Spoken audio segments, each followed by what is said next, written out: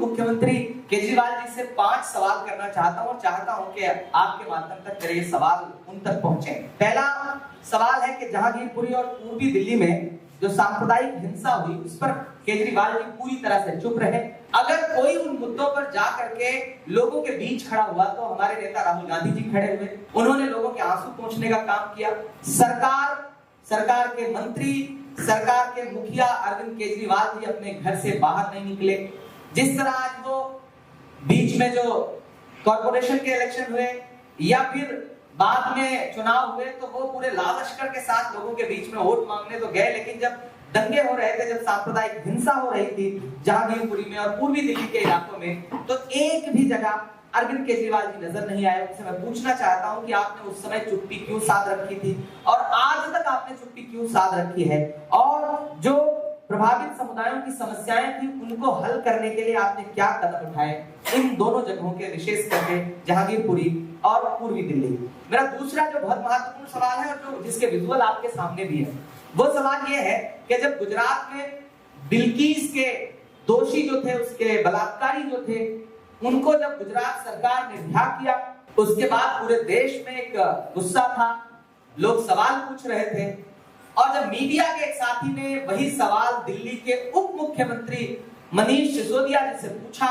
तो मुझे वो विजुअल आज भी याद है कि किस तरह से उन्होंने अपने सामने से माइक हटाया था चैनल का और सवाल को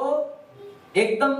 नकार दिया था उन्होंने। तो मैं आम आदमी पार्टी से पूछना चाहता हूं कि मनीष सिसोदिया जी की जो शर्मनाक चुप्पी थी बिल्किस के मामले में, एक तो बिल्किस महिला थी, महिला होने के नाते आपको बोलना चाहिए था, आप चुप रहे सिर्फ इसलिए क्योंकि बिल्किस मुस्लिम महिला थी। तो मेरा सवाल है कि ये शर्मनाक चुप्पी क्यों? तीसरा मेरा बहुत महत्वपूर्ण सवाल है कि जब देश भर में CA/RC के आंदोलन चल रहे थे और शाहीन बाग एक प्रतीक के तौर पर, एक प्रतिरोध का प्रतीक बनकर के शाहीन बाग पूरे देश के सामने खड़ा हुआ और लगातार माएं, बहनें, बुजुर्ग महिलाएं प्रोटेस्ट करते हुए शाहीन बाग में बैठी रही, सर्द शामों में, सर्द रातों में। उस दौरान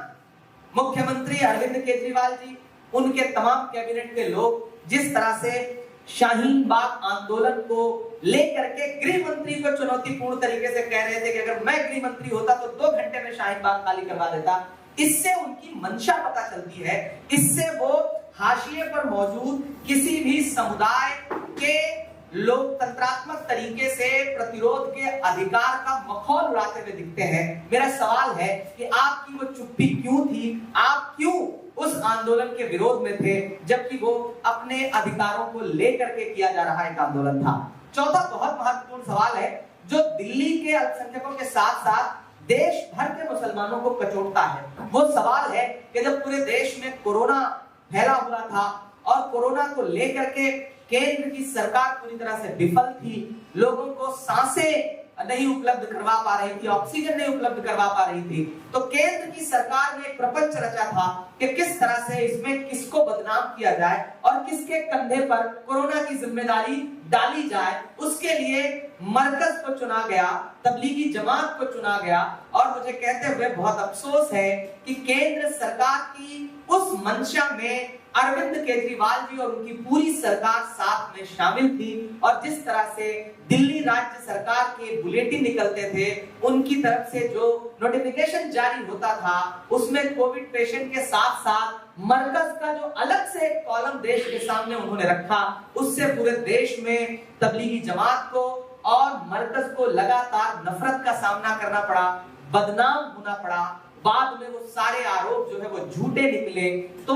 मैं अरविंद केजरीवाल जी से पूछना चाहता हूं कि केंद्र सरकार, नरेंद्र मोदी जी की सरकार की जो मंशा थी एक समुदाय विशेष के खिलाफ कोरोना के दौरान, उस मंशा में आप जिस तरह से आगे बढ़कर के 2 कदम आगे बढ़ के, भाजपा से भी आगे बढ़कर के आपने मरकज को बदनाम करने की साजिश की, वो क्यों की? और फिर आप किस मुंह से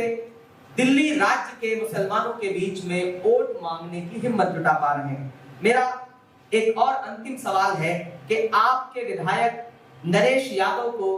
कुरान शरीफ की बेअदबी के मामले में सजा हुई, जो एक बहुत गंभीर चिंता का विषय था कि एक चुने हुए जनप्रतिनिधि पे एक धार्मिक ग्रंथ की बेअदबी का मामला बना और कोर्ट ने बाकायदा सजा दी। आखिर तक आम आदमी पार्टी उसके साथ खड़ी रही, उसको टिकट दिया गया और जब बहुत व्यापक पैमाने पे विरोध हुआ तब जाकर के उसका टिकट काटा गया। तो मैं पूछना चाहता हूं अरविंद केजरीवाल जी से कि आपको मुसलमानों के धर्म ग्रंथ को अपमानित करने वाले, उसकी बेइज्जती करने वाले इंसान से इतना प्यार क्यों था? ये मेरे सामने राज्यसभा की लिस्ट है,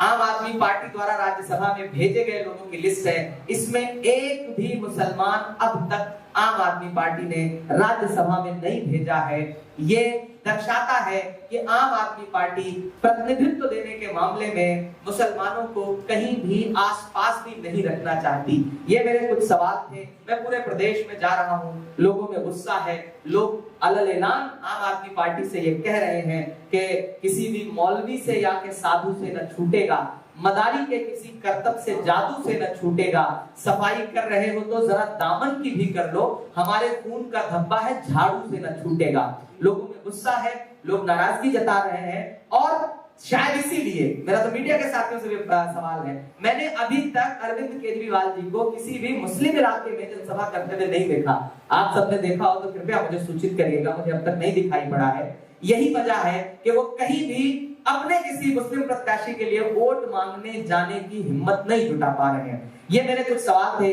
जो मैंने आपके